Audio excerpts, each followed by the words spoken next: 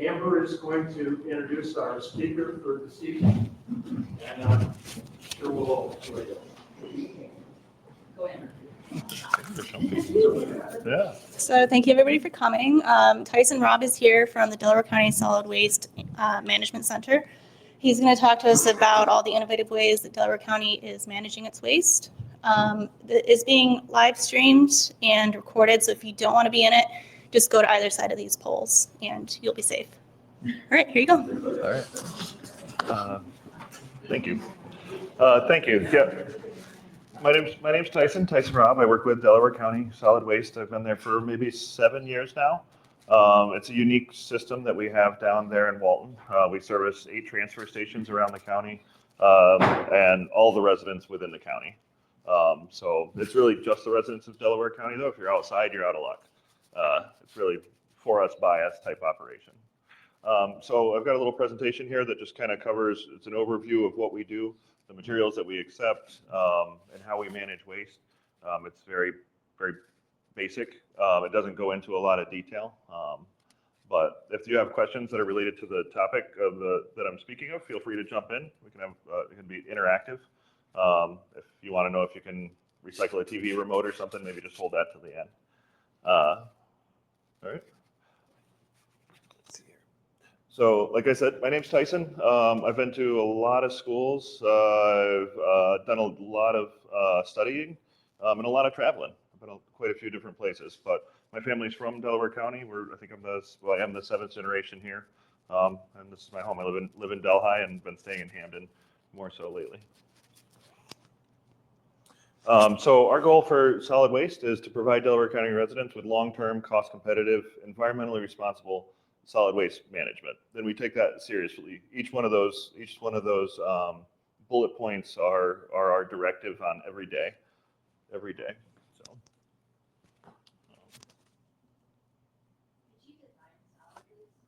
Solid waste. So let's see. When I started, my dad actually really struggled with this. What is solid waste? And the best way that I can describe it is that if you look around, everything that you see, every physical thing will one day need a place to go. Pretty much all of it. I mean, even our buildings, we try to keep them around. We can keep them around for a few hundred years, but eventually, something will happen. They'll need to be disposed of in a proper manner. So that's solid waste. And there's a lot more ephemeral things. It could be like a water bottle or a spoon or a stereo. All those things are solid waste. So not liquids, I think, is a good point.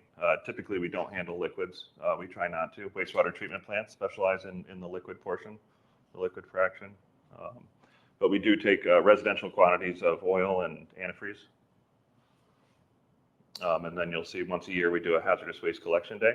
So we take a fair number of liquids, pesticides, that kind of stuff during that time. Paint. We also take paint now. Which is often a liquid. Regularly. Yep.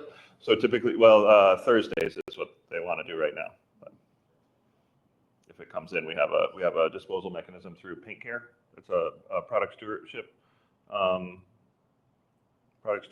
council, which is kind of the way that waste management is going overall in the state. We're trying to look at the producers of a lot of these goods and have them bear the responsibility for the disposal. So our batteries is another good example. Our rechargeable batteries are paid for and recycled by a product stewardship organization. The paint's like that. There's a few other ones. Electronics are like that. So we as the county still bear a cost to manage those materials as they come in. We have to staff the collection sites and package them and ship them out and different things. But the ultimate cost of the recycling of them is borne by the company that produces them, which passes it on to the consumer.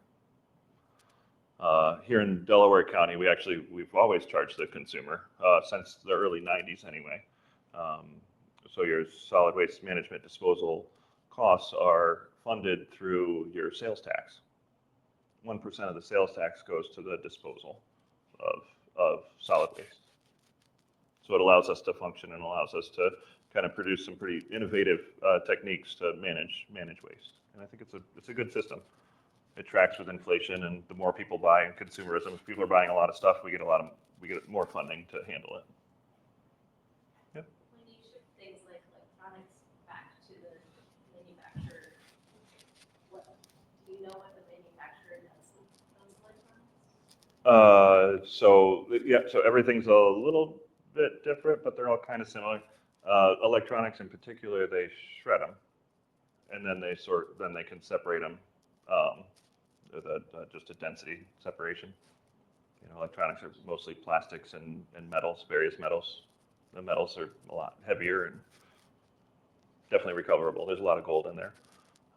So they do it for free for us. They don't charge us money, which is nice, but they're probably making a fair penny. We actually get paid for our electronics now, though, for the first time since I can remember. Starting last year, I found a new company that they don't pay us a lot, but it's something. And that's through whom? URT is the company that we use. URT, Universal Recycling Technologies, maybe.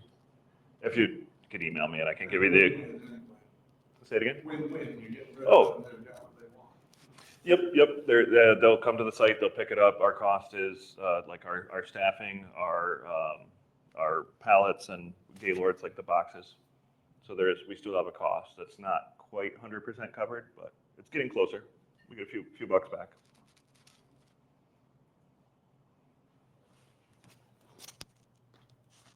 I'm going to get used to this eventually. So what we do, well, we manage solid waste. How we do that is that we try not to put them in the landfill, but we think of it, we're not a dump. I guess we have a slide on that in a minute, but we try to compost as much as possible. We separate the organics actually from your municipal solid waste, right? We have a unique composting operation. It's the only one in New York State. There's a handful in the country, but it works pretty good. It was built some 20 years ago, and we can spend a lot of time talking about that. But that's one of the things we do, is that we compost, we recycle, and then we process C&D. We create alternate cover material for our landfill cell. So sometimes things can't be compost, they can't be recycled. So we need an end-of-life disposal. So that's the landfill. So to cover that material and keep the smells down, we use C&D, which is construction demolition, or bulky materials. So if one of these chairs needed to be disposed of, and if you brought it in, we would treat it as C&D. So yeah, landfills for specialty waste, the things that we can't recycle in any kind of way.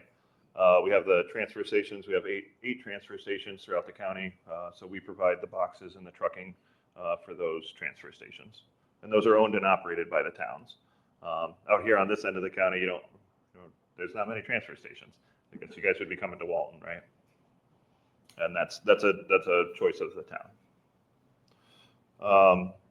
So, yep. And then we have a drop-off site there in Walton that's open to the public 5 days a week, Tuesday through Saturday, 7 to 2:30.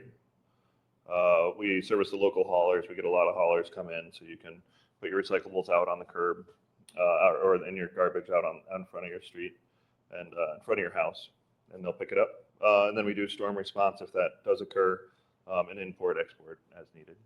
So we still export a little bit of garbage, but we're maybe not doing that forever.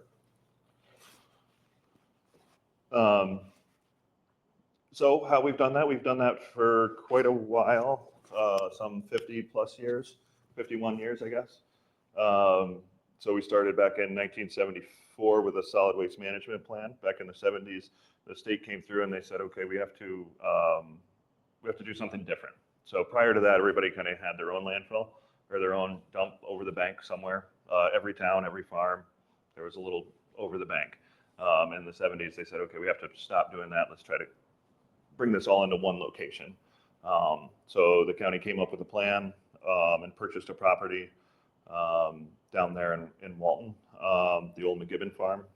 They purchased that in '74, and they opened their first landfill in 1977 and started filling that.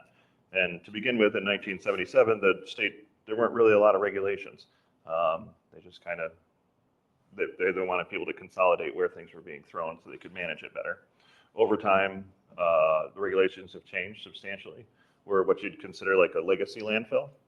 So we've existed prior to any regulation up through today. So the standards for landfills now are much more stringent. The liner systems are over 5 feet, almost 6 feet tall in the liner system itself. You've got, basically we build a bathtub and then we put another bathtub inside of that. The way that New York State builds landfills is the same way the rest of the country builds hazardous waste landfills. It's very, very protective now. So the old landfill that was started back in the 70s, we're actually digging that up now. We're reclaiming that material. We're going to use what we can out of there as a cover material, and then we're putting it on a line system. And then we're going to reline that area. And that's going to do two things. One, it's the right thing to do environmentally. And two, it's going to expand our capacity, our landfill capacity, meaning the life of the landfill. So that's measured in airspace. How much stuff can you stack up? And so when we move that material, we can stack a lot more stuff up, just reorganizing what we have on site.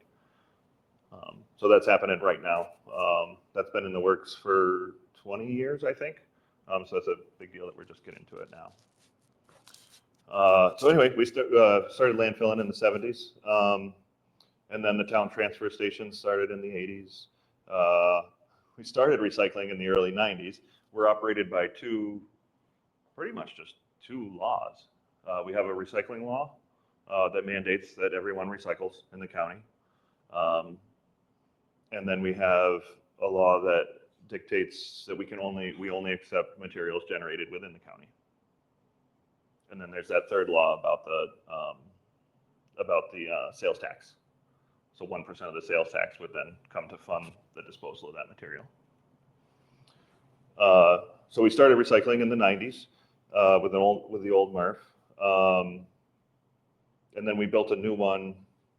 I guess if you fast forward to 2014, we built a new MRF material recovery facility where we actually take the recyclables and we separate them out. And so the new material recovery facility is it's a state-of-the-art facility. We can do dual string or single stream. It's a good facility. We started gas collection in the early 2000s. We still do that today. The other notable thing is that we started that composting facility in 2005.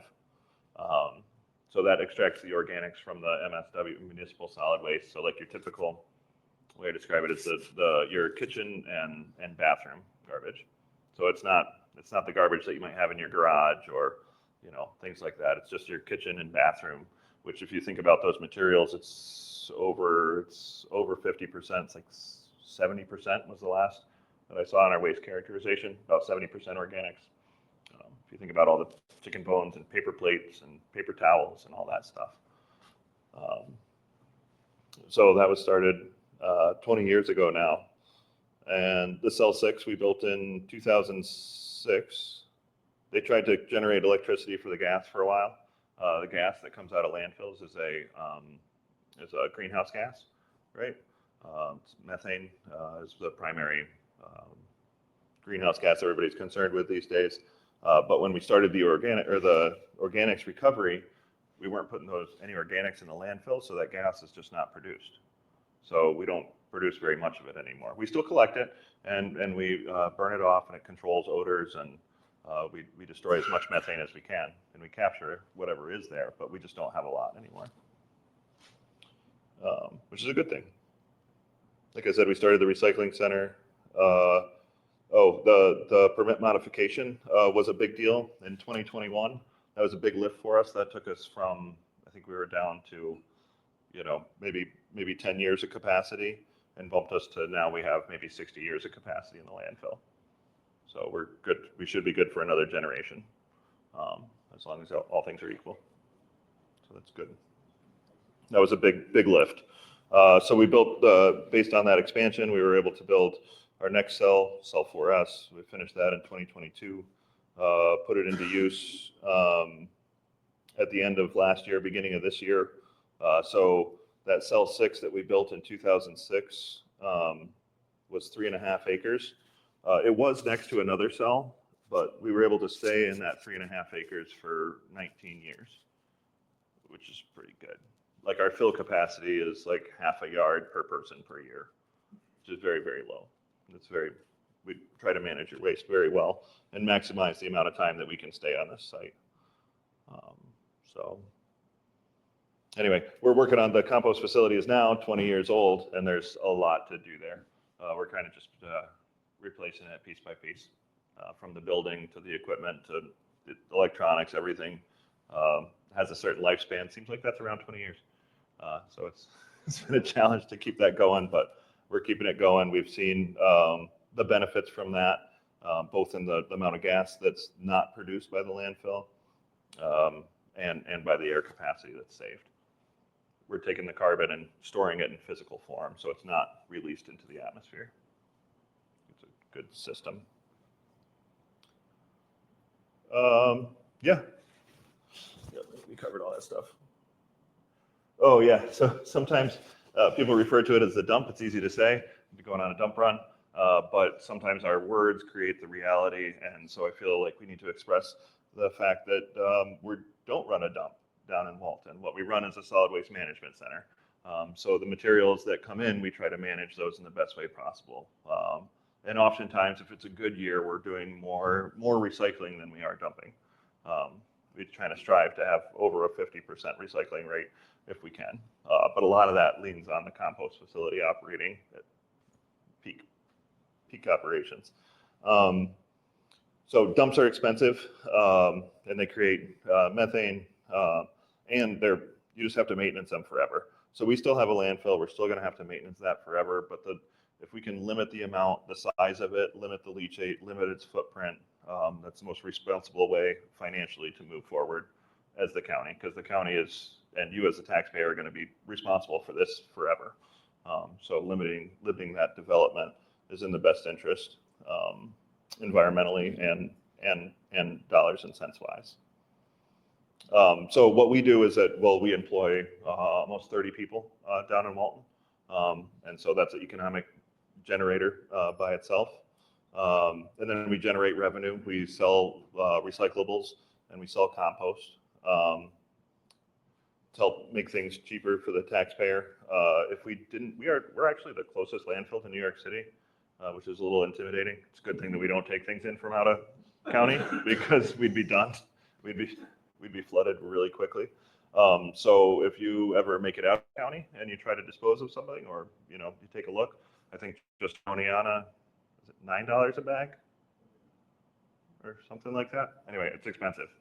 Trash disposal is very expensive because they don't have the landfill like we do or the resources that we do, so it's being exported out of these communities from all around us, and most of it's being shipped up to Western New York. It's like a 3.5-4 hour trip from here.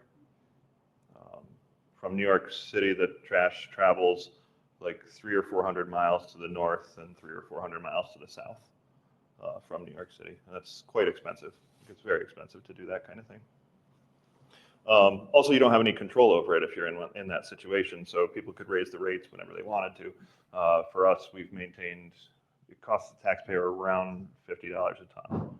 And that's the same price that it was 20 years ago. It's the same price that it is today. Not that, things are more of a challenge, but yeah. So that local control is very helpful for the taxpayer, for the individual.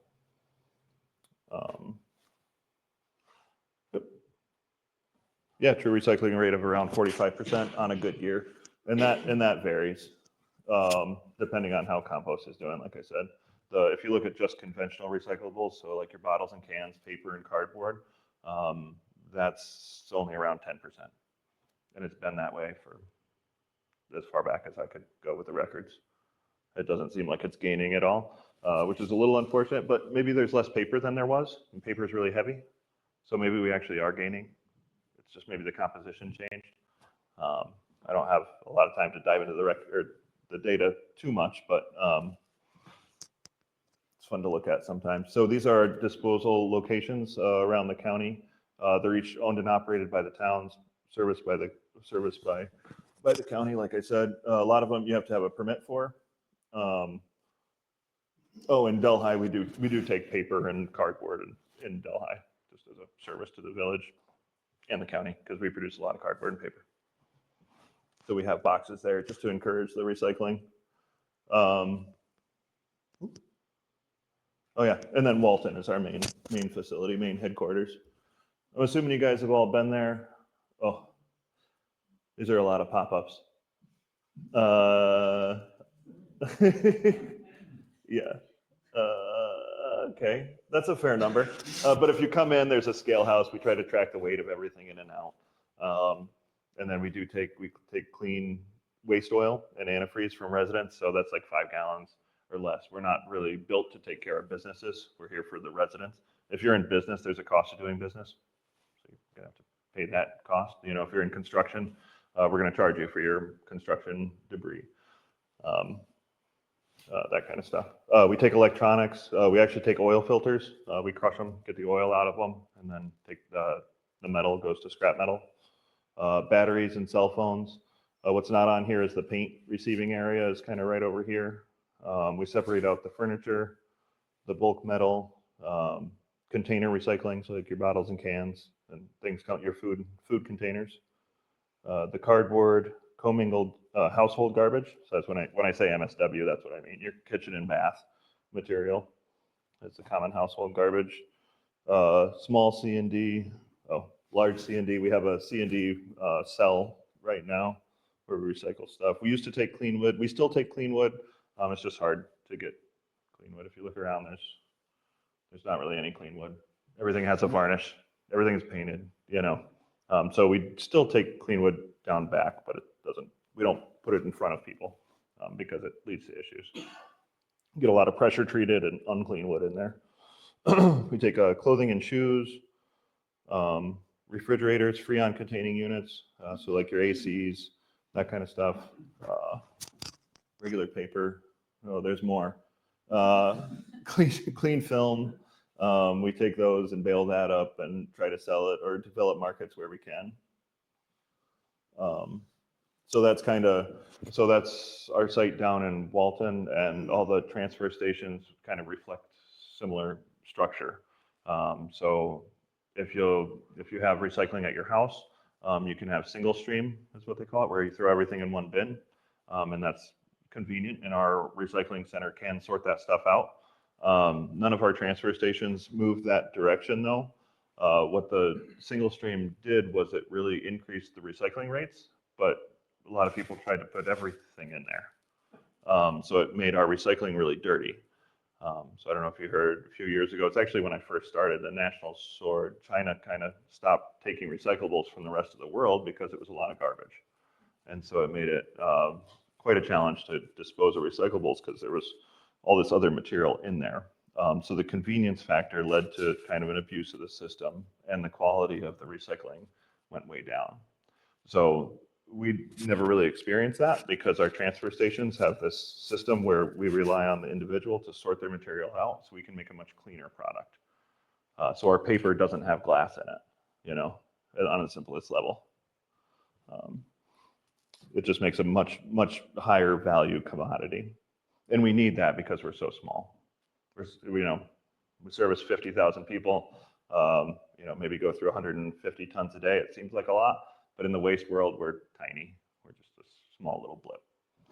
So we need high quality products to make a place in the market for us. And so far we have a good name, which is handy. So this is the overall site. I think this again is a lot of pop-ups. So DPW is kind of congregating in this area because the county will have to oversee this landfill forever in perpetuity for the rest of time. We'll have in some infrastructure here. So that's the old McGibbon barn, and the salt shed is located there. We also have a new mechanic shop that we just built up there. You can't really see it on this. This is an older photo. But we've got some of the sign shop, and different people are occupying the space up above the landfill and kind of consolidating resources here. That's the scale house. We have a maintenance shop. We have a new landfill here that you can't really see on the photo, but that's where the new one's located. This is the MRF, or material recovery facility. This is the compost building down here. It's hard to tell from the aerial photo, but that building is almost 3 acres. It's a large building, to give you a sense of the scale. The site, the landfill itself, this is around 30 acres. We own about 90 acres down this way. And then we lease out the other portions to a farmer. He grows corn for his cows down there. And then we collect the leachate. That's the tank farm. Collect the leachate from the whole area.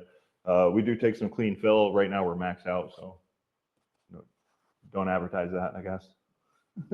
We do still take clean wood down back. We have a place for structural fill, which is a little bit more gravelly. We use that for making roads and that kind of stuff. We have to try to stay as organized as we can. We've got an area for topsoil. And then we take in concrete and millings. The millings we can use on the road. The concrete we crush and use that on roads too. Stumps and stuff. We try not to take stumps. That's more just if the DPW ends up with them. Ag plastics, so we take in ag plastics that just popped up on the other side. Over here in the fenced in area, so they don't blow away, we take in ag plastics and bale those up and try to sell them. I mean, the county's doing that at a loss as a service. I don't want to stop the program unless somebody really forces me to. I hate driving past farms and seeing all the plastic accumulating. It seems like it's cheaper than building silos, so I get where people are at, but anyway, we take in ag plastics. That's the new cell, and there's some new stormwater that we developed there. This is also, so what's in between these two new features is cell 1. So this is what we're relocating and putting on top of this lined area here. Oh, yeah. So that's kind of an overview of our site. There's a lot going on there. So we try to keep it organized, everything separated. That's the name of the game. If everything's mixed together, it's garbage. It's garbage. But if we can separate everything out, then we can, use those individual items as potential resources in the future. So that's a lot of what we do is just sort stuff out. We try to keep the ag plastic clean. We shake it out. Try to have the farmer shake it out, keep as much dirt and rocks out of it as we can.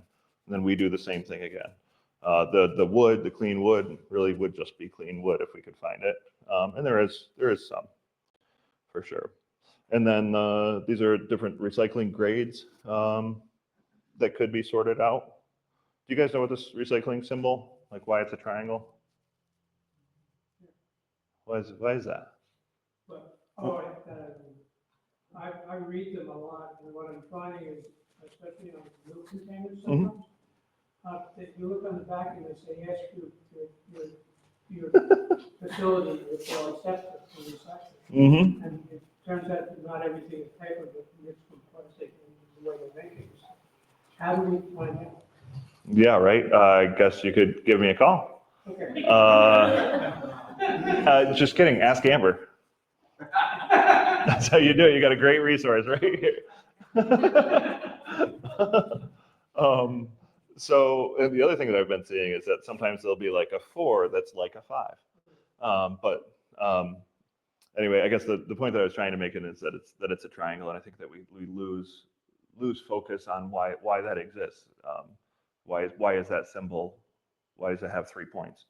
And I think the point is that we're actually supposed to reduce what we consume, and then we try to reuse as much as we can. Reducing also includes like turning off lights. Like when I was a kid, my parents were on me about turning off lights. Maybe I should talk to them more. I never hear it anymore. Nobody ever tells me to turn off lights. Never happens. But that's a form of consumption. So we need to reduce how much we're consuming, reuse as much as we can. And then the third bottom of the barrel is recycling. So I think that's the best way to read any of these symbols is reduce, reuse, and then last resort, recycle. But there are a lot of materials that end up with layers. And again, back to the last point, if they're all mixed together, if you have a layer of paper and then a layer of metal and then a layer of wax or something, they come up with a lot of these layered materials now. It's not recyclable, no matter what symbol they put on there. It's just not. Yep. So sometimes you'll get, and there's no, it's kind of like our recycling law. No, enforce our recycling law, but there's nobody overseeing the symbol. Anybody could put it on anything at any time. So you kind of have to use your own. These things I'm looking at have the triangles and slash. Oh, yeah, that's a no then. It could ask Yeah. you. Look at them. Gotcha. So, Yeah, yep, probably not. You could take a photo of it or bring it down to Walt and they could look at it for you. Or give me a call if you want. But that's the easiest thing is if you have paper and plastic glued together, we can't recycle that. You know, that would go into your common household garbage. We can get the paper, the fibers, we can extract those. You know, that's the best we can do. So the envelopes with the glassine windows, we should throw that in the garbage then? Not in the recycling? Mm-hmm.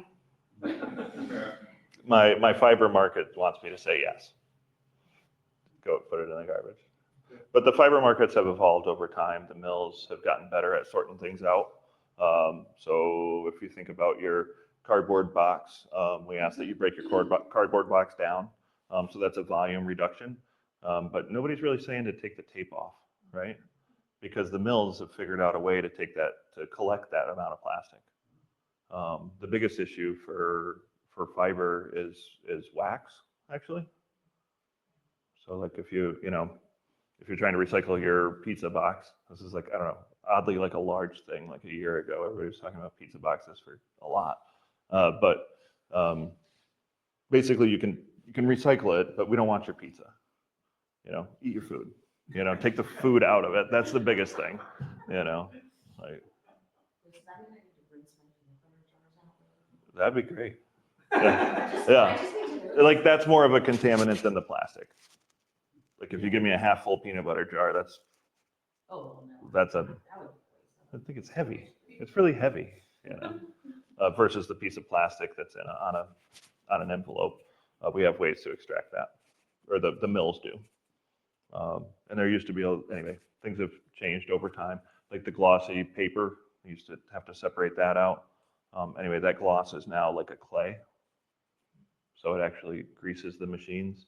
So it used to be a plastic and it made it not recyclable at all. But so they've evolved somewhat. I think Amazon boxes maybe come with like a paper tape now. Yeah, so we're getting there. There's some circularity that's kind of creeping in to the way things are produced. It's good. So if your pizza box is greasy. Yeah, common household would be the best place for it. Yeah. So you'll. They wouldn't go to paper, like a cracker box or a cereal box, have it go in household or paper? Well, so the easiest way to think of it is if it's corrugated, that would be cardboard. So the corrugation, when you look at it, it kind of has got that wave in it. So that's cardboard.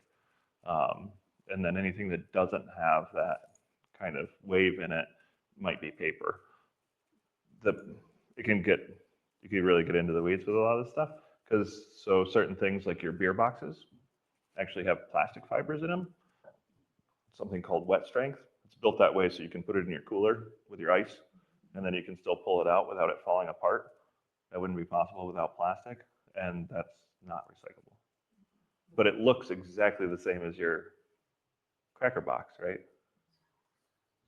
Yeah. So are we doing like a terrible job? Like, No, you guys are fine. What? You're doing great. Oh. My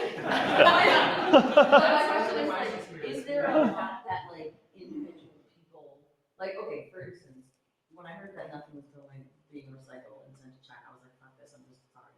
Everything, just like all the plastic, Yeah. trash, which I realize is not good. No. But now I'm realizing that recycling actually is happening. But my question is it worse to like try to recycle not recyclable?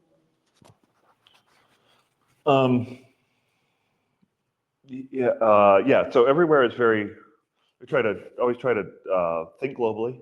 You know, right? There's this thing going on in China. You know, or there's this issue with recycling. You know, I think who was it? Like Greenpeace, bless them, came out with a statistic that like nothing gets recycled, and their point was that we need to maybe consume less. I think was their point. I think what people took away was, well, I'm done recycling, then just throw it away. I think that's not just you. I'm not, you know, that was everybody. But locally here, it does make a difference because we own our landfill. We own and operate. It's for us, by us. Like you know, as residents, you really need to take responsibility for that. You know, and tell your kids and your whatever, everybody, this is your landfill. That's your airspace. So the less material you put in there, the better it is. You know, the longer it'll last for your kids, to be able to use it as a resource. So the more you can recycle, the better. And it works here. Like I said, I started during that National Sword kind of thing. We're trying to, well, they didn't cut everybody off. What they said was that you can't have more than a certain percentage of garbage in your recyclables. And nobody could provide that because the recyclables were all mixed with garbage. So it really limited most of the world from shipping their recyclables there. Anyway, that's when I started working, and I had to struggle. I worked really hard. I've never landfilled a single recyclable. They've never gone to the landfill.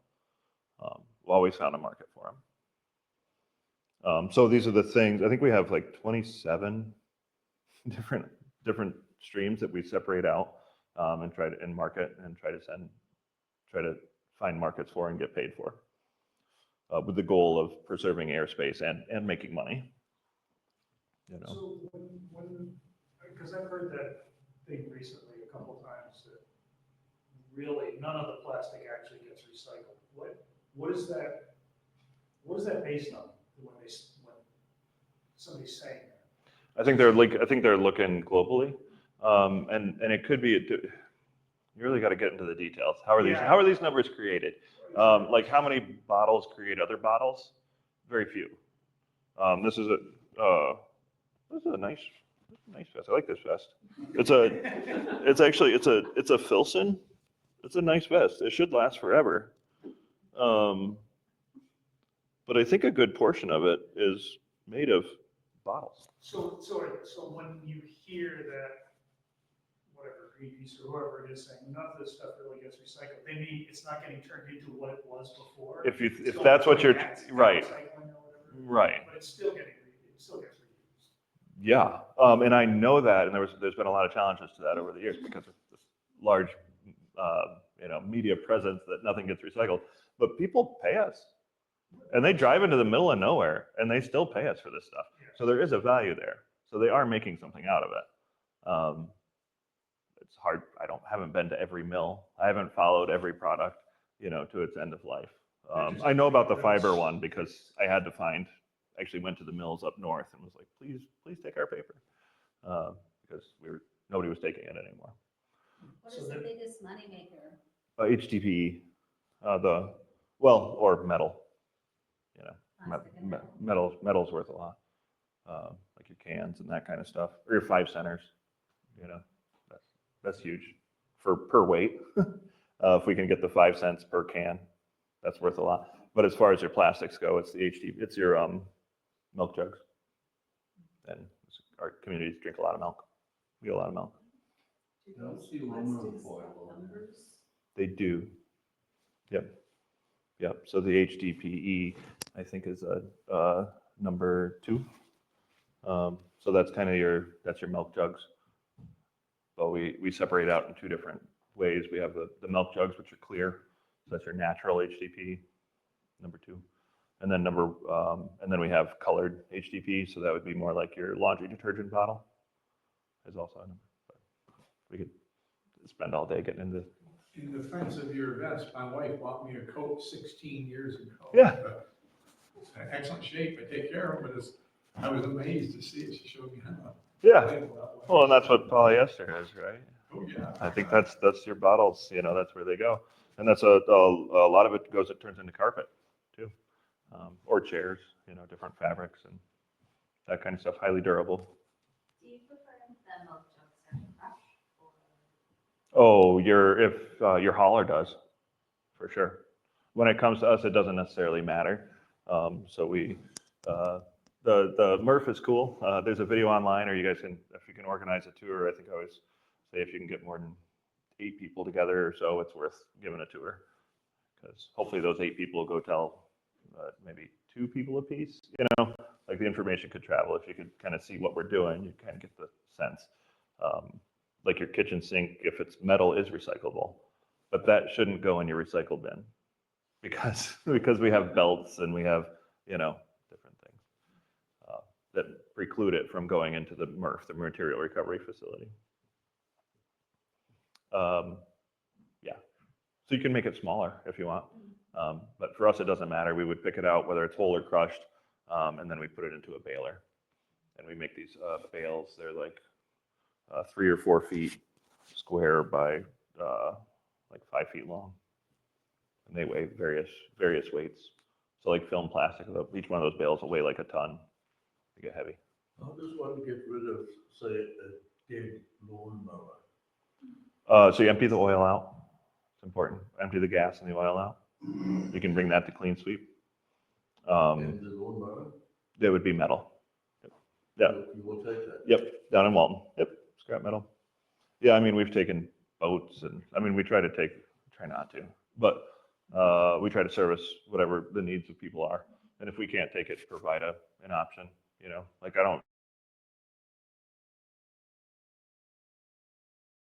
yeah, there's a solution. Yeah. Yeah. But again, empty the oil out of it. There's a safety concerns with the flammable stuff. So, Tyson, what about aluminum foil? Oh yeah, yep. So that's one of the things. With the recycling? Yep. Yep. So you got to separate your stuff out. Okay, here we go. Yeah, so this is kind of how I track recycling. It's a little bit of a longer list than what you guys see. It's easy just to say like containers, paper, those things are easy. But yeah, so no, aluminum, we take aluminum cans and aluminum foil. But again, we don't want your Thanksgiving turkey. We want the pan, empty it out, rinse it out, ball that up. That does make a difference. We want your aluminum foil balled up. Because the material recovery facilities, in essence, what they do is that they separate two-dimensional material from three-dimensional material. It's like in the simplest form. It's a lot of fancy equipment, but that's what it does. So if your aluminum foil is flat, our machines will think that it's a piece of paper. Ball it up, make it look like a container. But mostly we try to hand pick that on the front end anyway. Yeah, so we take in a bunch of different stuff. And then there's a lot of data, track it over time for what I can do. You could stare at these numbers all day and try to come up with trends. A lot of it goes with the economy. Like trash is a great, forecaster of how the economy's doing. But also with population and with different folks. I think we saw a little bit of a spike during COVID, but interestingly, in different things, like our construction demolition definitely went up and really hasn't come back down. The yellow line that you see here is our MSW, or your municipal solid waste. It's definitely trending down over time. So that might indicate probably less people. Your all conventional recyclables, so that's just your bottles and cans. That's like not compost, right? So that's your dark blue. It's like incredibly consistent all the way across, maybe a little bit down in 2023, but it's pretty even across the board. And then your all recyclables is the green number. That's going down, but that's controlled by compost. So when compost runs into issues, our recycling rate dives right off because it's so heavy. So like in some places they have those things where like recyclable only, compostable only, and is that what one of your facilities? Like you can recycle those forks that can't be recycled in home compost. Another thing you can really get into the weeds on. Okay. Like what are those forks? Are they like is that like a PLA? Like just because something breaks down doesn't mean that it's actually organic or compostable. Like some of the PLAs are not. I don't think they're real. I think it'll break down into things that you won't recognize, but I think those things that you don't recognize are not necessarily organics. I mean, you just use a piece of wood, bamboo, that's compostable. I think the longer the names get, the harder it is to trust. Is it a paper cup? Yeah, compost that. Yeah, paper's good. Yep. When you say compost, like I don't want to home compost that. I should just put that in my kitchen trash. Oh yeah, you can. A lot of people do. And we'll get the organics out as much as we can. Wait, do you have a separate composting that should be putting in? Say it again. Do you collect compost like that? I should be putting my compost separately? Oh, no, we do not collect compost. So we have a facility. I don't think I have a specific slide on this. No, we don't. So the facility that we have, we extract the organics from your kitchen and bathroom waste. So in your kitchen, if you have an apple core and that ends up, if you don't want to compost it because of rats or pests or something like that, you put it in your garbage. We're going to try to extract the organics. We're going to try to extract that out on the back end. So we have a large building. It's like 3 acres. It's a large facility that was built some 20 years ago, where we use a large rotating drum that we're trying to replace right now. It's like, again, we can go on for days with this stuff, but it's like 14 feet around and it's 160 feet long. It's a huge drum. It's massive. This thing weighs like 300 tons. So it's a rotating drum is what we use. And inside there's a process that's happening that is, it's a pre-fermentation. So there's oxygen supplied, so it's not anaerobic, but it's not really composting. It's pre-fermentation that's happening in there. So we call it a digester. And so the organics break down in a 3-day period within inside that drum. And then we separate out the plastics at the back end of that. So do you have like a hot compost, like Yeah. to get hot? Oh, yeah. Oh, Yeah. Yeah, you try to keep it under 180. Yeah. So how does the organic stuff come out of that? What is it like? What's the material like? It's really fine, very fine, high carbon. That was the idea is that, well, actually the inception for that facility was really a good portion, over half of our county is within the watershed. And so they improved a lot of our wastewater treatment plants. And so the county saw that they were going to improve these wastewater treatment plants, knowing that we manage our waste. We were literally going to get buried in biosolids because we were just landfilling them at the time. So composting is a very good use of biosolids. They're high in nitrogen, phosphorus. You see the farmers, they spread the manure on the field all the time. So we can do the same thing with organics from wastewater treatment plants. But you need a carbon source. You need carbon from somewhere. So the county recognized that we have a lot of paper plates and bowls and cups, and that all that is a carbon source. We just needed to tap into it. So it comes out as high carbon. It's very fine. Yeah, yeah, 1 revolution a minute. It's quite a thing.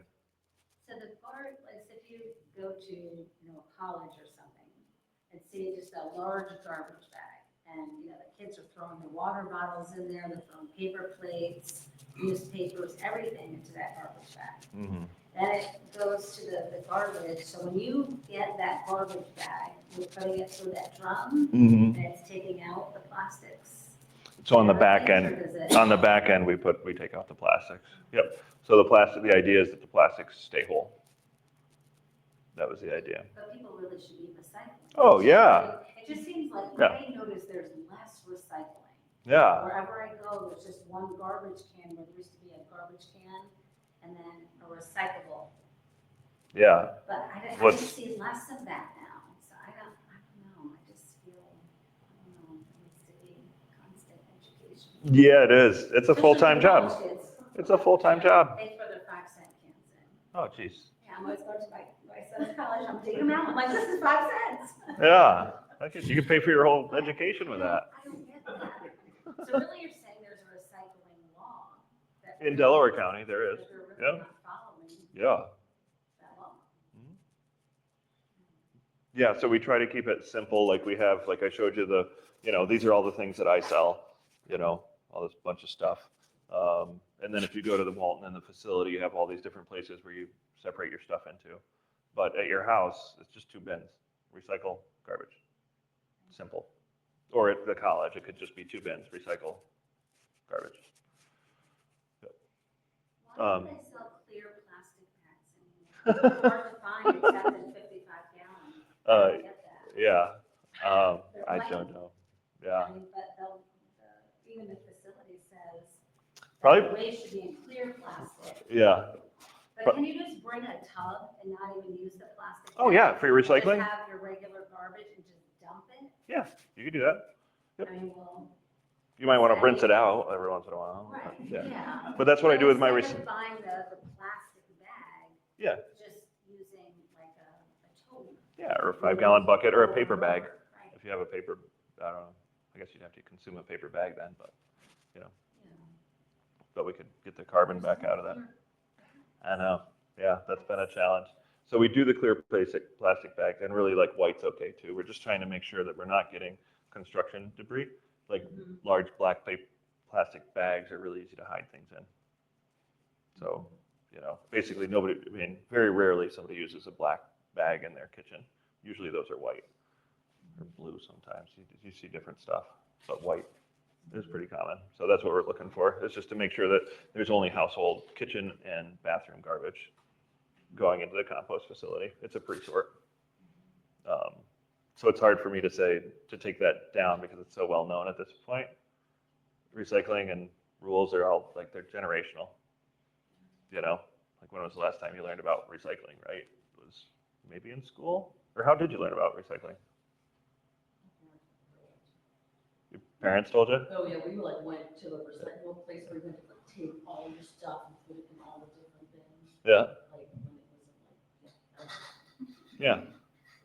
Yeah, and they probably maybe learned from their parents, or they just came up with it on their own?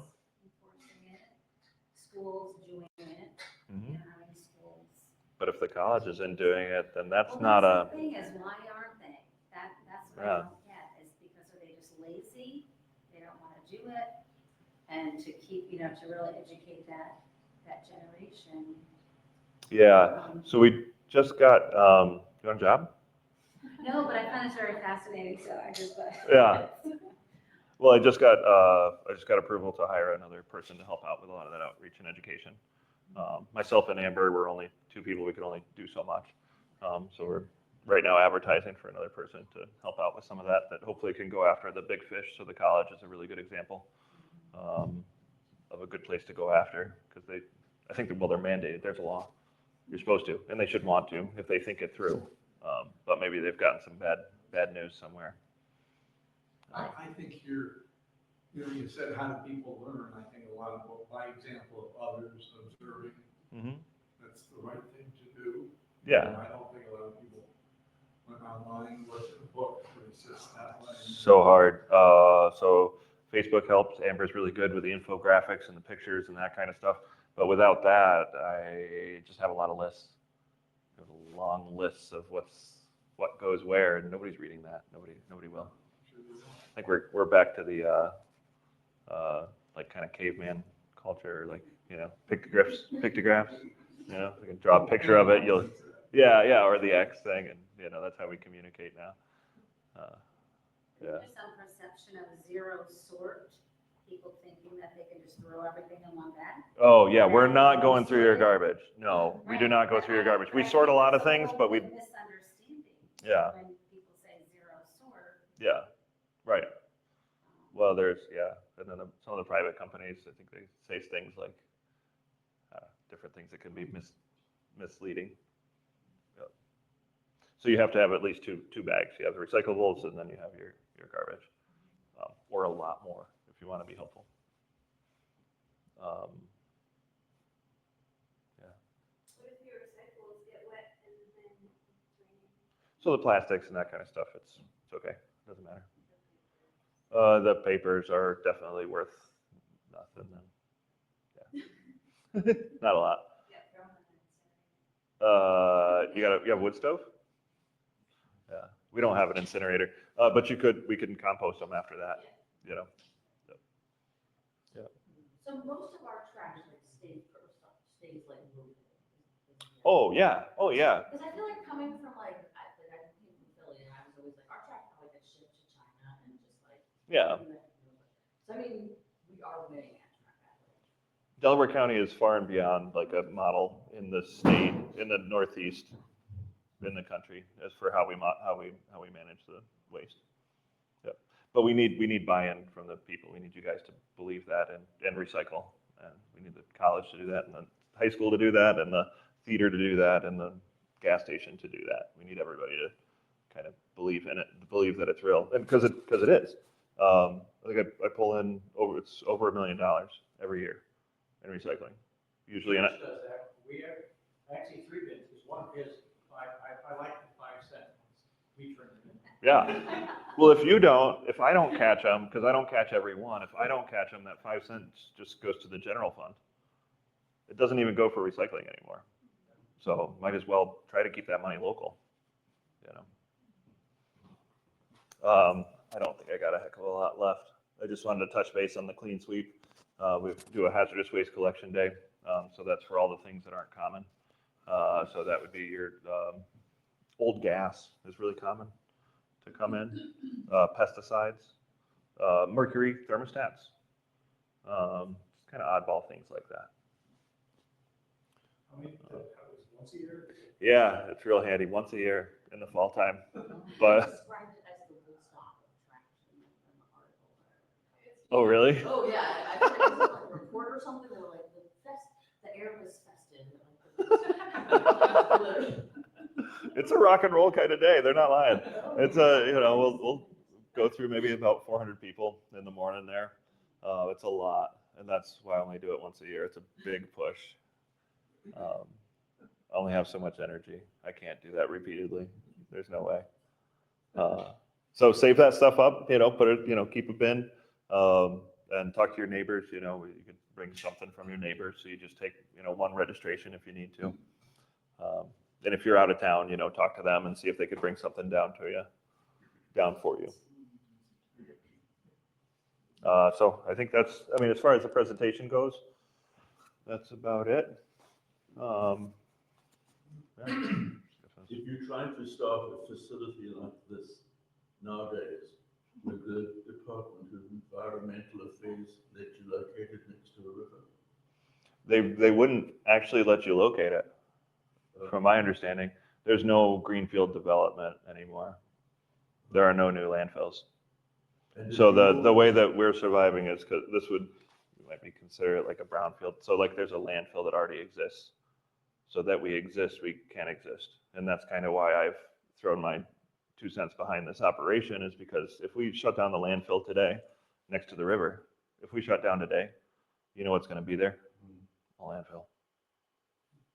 Did you get flack? It's never going away. If we stop being a landfill in 10 years. Did you get flack from New York City about this when they started it? No, well, Three strict laws.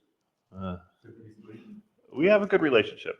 I was not born pre-73, so I can't really speak to that. But right now we have a good relationship.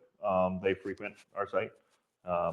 They have their own roads, they have their own facilities, and they utilize our services, just like every other resident of the watershed or of the county. So without us, their life would be a lot harder, and there'd be much more dumping on back roads. We try to make it easy, convenient. What were those things? Easy, environmentally safe, environmentally conscious, easy, cheap, cost competitive, long-term. Do you have to monitor the water in the river there and make sure? We don't have to, but we do. Just so nothing's leaking in there? Yeah. So we monitor, we actually take a sample upstream and then downstream every quarter. But you take away one of the whole joys of life. It used to be, you go out and you find an old farm dump, you find all kinds of neat bottles.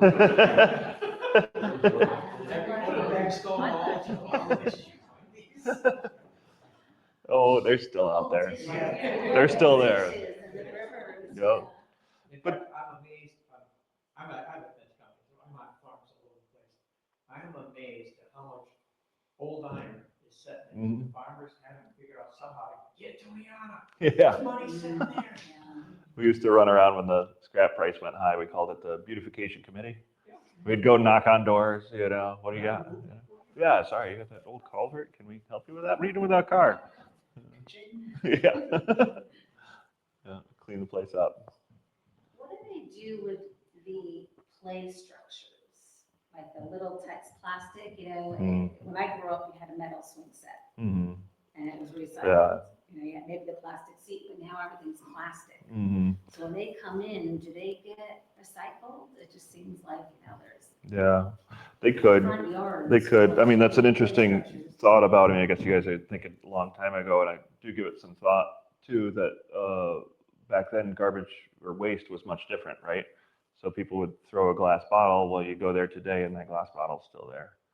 But what we have now are products that would break down and move into the environment and leach and, create issues. So the stuff that we buy and the things that we throw away are different now. But the toy set itself is, it's just hard for me to get into a bale. Like it doesn't go up a conveyor belt. If you can chop it up into 3 by 3 foot by 3 foot chunks. I'm just wondering how. But I Just like can't- American consumerism is peaking. It just seems like there's more junk in people's yards. There's more stuff. They want more, they buy more. Mhm. So what is it going to be Giant like? skeletons. Yeah. So what is it going to be like in 20 years with all that stuff? Yeah. Is it still going to? I think there are going to be less resources than the stuff that we have from 20 years ago. The things that we have from 20 years ago are still good, a lot of them, that old axe or that, different things. But in 20 years from now. Kids had less, or families had less. It seems like they just bought good quality items, and now it's just throw away or a dollar store, throw it away. Mm-hmm. So buying high quality stuff, I think is important in reducing what you buy and buying good things that'll last a while. Well, and being okay with a little hole in your shirt for a little while. It'll be okay. Nobody will laugh at you. Or maybe don't laugh at me. I have a little hole in my shirt. What do you do with clothes that are like yucky? Like if you have a moldy pillow or something that got wet. Yeah. Where does that go? Yeah. So if you brought it to our facility, we'd say put it in the construction demolition debris, the bulky items, because a lot of them are plastic. They don't compost. They don't break down. So it just goes in the landfill. And then the clothing, if it is still any kind of good, it doesn't have to be pretty. It can be ripped. But if your textiles, if your fibers are still in good quality, you can put those in the clothing bin. And then from there, it might make it into like the stuffing in your chair or something like that. You said you sold compost? Sure. You sell it to residents? No, you could just have that for free. No cost. Yep. So, but we like to sell it for like highway projects. We sell like bulk loads, 60, 65 or 100 cubic yards at a time. Those are the customers that I'm after, are the large customers. But if you're a landscaper, I think that's what I tell them at the site. Like, so if you're in business, then you should pay for your resources. But if it's just for your landscaping or something like that, there's no cost. But that's on the other side of the facility. So if one went up there, they would tell the person at the scale. Mm-hmm. House. So everybody comes in and out through the same. There's only one way in and one way out. You have to come through the scale house, and you have to stop there and check in and see what you're doing. Yep. So if you're there, or if you're as a landscaper or something like that, or you just, you want your flower bed, you want to mix them in with your flower beds, it's a great time of year to do it. You just go down and say you're there for some compost, and she'll direct you down here, probably conveniently located at the very far corner out back. That's really hard to find, but you'll come down here and you'll drive around for a while, and then you'll see a huge pile of stuff. So you can just fill up bushel baskets and whatever. Mm-hmm. Yep. So the stuff outside is pretty heavy, just so you know. But if you come, it's pretty heavy. But you can come with a dump trailer or a truck, or the guys they're friendly and helpful. They'll help you out. So there's no cost to residents. Has the compost been tested in any way? Oh, we test all the time. You guys would not believe how much data I have. That's a lot. We test it weekly, and then monthly and yearly. Well, by more than yearly. for different number of constituents. So weekly we test it for metals because we do biosolids, and one of the biggest issue with biosolids is actually multivitamins. We take a lot of magnesium, you know, like everybody's like, you know, and so we overdo it so that even our doctors overprescribe stuff, and so it passes through us. And so we watch for heavy metals weekly, but I've never seen them ping. They've always been good. I've never seen a bad result. So I think it's like 120 different, I don't know. There's a lot of ways to look at things. So it might be, so things to watch out for, it might be a little high in salt.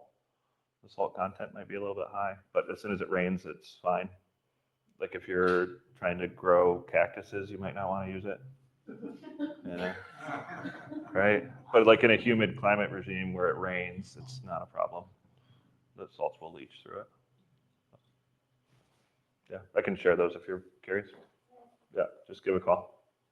If people have questions after tonight, where do they go? Who do they call? You. No.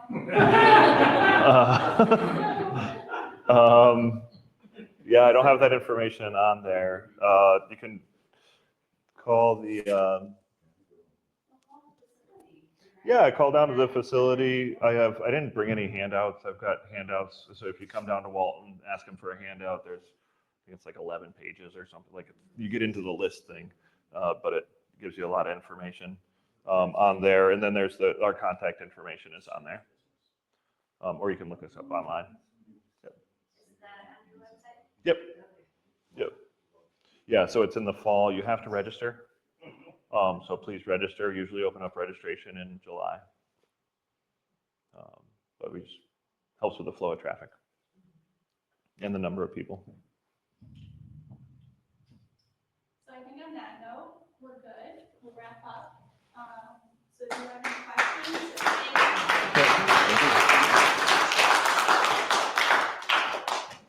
any follow-up questions, just call. Thank you for what you do. Yeah, thank you. Thank you very much. Thank you guys.